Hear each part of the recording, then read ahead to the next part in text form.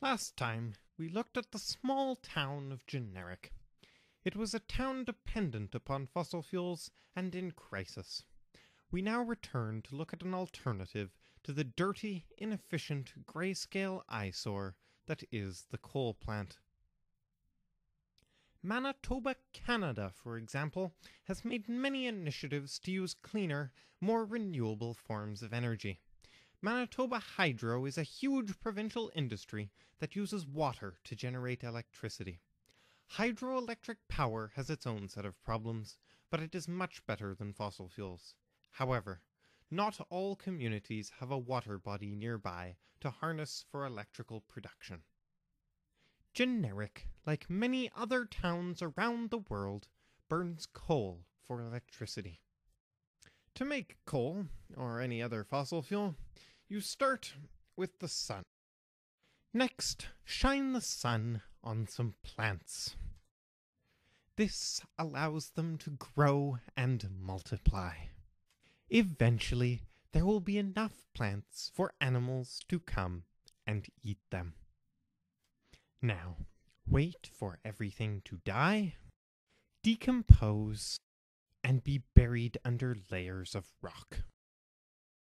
300 million years later, come back, dig up the whole mess, squabble over the price a bit, ship it all over the world, burn it to boil water, and use the steam to turn a turbine that generates electricity.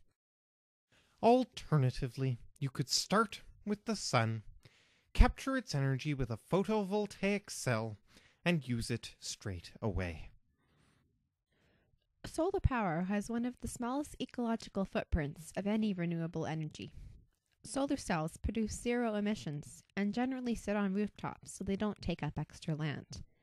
Their only environmental impact occurs in production, with regular manufacturing concerns such as transportation and resource use. The amount of solar power that can be collected on any given day depends on the position of the sun and the amount of cloud cover. Overall, however, the availability of solar energy far surpasses both wind power and the current global energy consumption. As writer John Loring observed, the sun fires enough energy at the earth in a single hour to satisfy the world's electrical cravings for an entire year. As solar cells don't require any fuel, once they are produced and installed, their energy is virtually free. For this reason, solar cells work well in a standalone system, collecting the energy in the same place it is used. Houses that are not in a suitable environment to install a solar cell, however, must purchase the energy off a power grid. This brings to light solar power's only major drawback: cost. It can be up to 5 times more expensive than fossil fuel-generated electricity when purchased from a grid. Cost, however, is a human-created concept. Unlike the environment, we have the ability to control it. Would it be possible to divert the current fossil fuel budget to reducing the cost of solar power? Could the government pay for part of the production costs to encourage people to use more sustainable sources of energy? Another drawback of solar power is that you cannot guarantee its consistency in a standalone system. A backup source of energy would be essential. What source of energy could we use on days free of sunshine? Well, rainy, stormy, or cloudy days are often quite windy. We could use a wind turbine to generate an electrical charge by spinning in the wind. Wind power is also free of emissions and takes up very little land. However, the danger of birds being killed by the turbines is a common complaint. The number of birds killed is actually very small. Newer turbines revolve so slowly that birds getting caught in their blades is an unlikely scenario. Many more birds are killed by other human interferences such as roadkill and habitat destruction.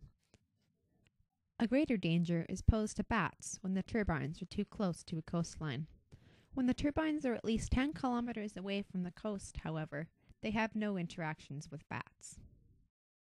And so the town of Generic petitions to have its coal plant removed. The air becomes cleaner, and happiness reaches a level that none thought possible. The coal factory workers begin work in a new solar cell production facility, while the miners are hired to help alleviate the current construction shortage. As the sun sets on the town of Generic, the world cheers and hopes that other towns can take similar initiatives.